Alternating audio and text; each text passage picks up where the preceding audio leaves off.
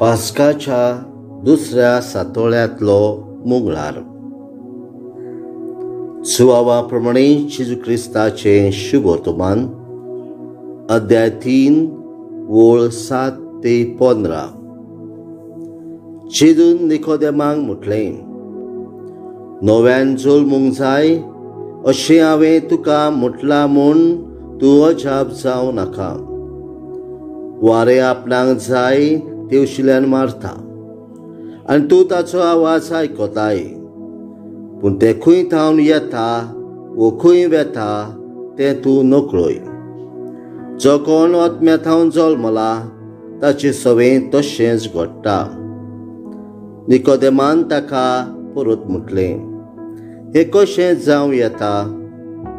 जेजून ताका जाप दिलो, हांव तुका सत सांगतां, आमी जाणो तें उलयतां आनी आमी देखलां ताचे साक्षी दितां, पूण तुमी आमची साक्षी मानून घेनात.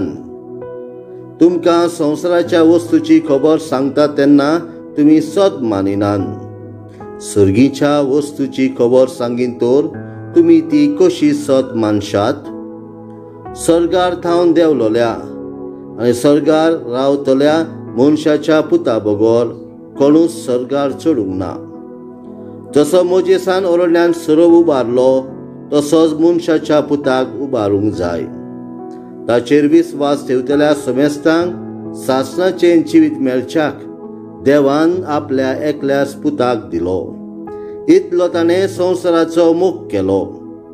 खरेंच संवसाराचेर खास्तीचें फळमळ मारूंक न्हय, पूण पुता वरवीं संवसाराचें तारण जावंक देवान पुताक संवसारांत धाडलो.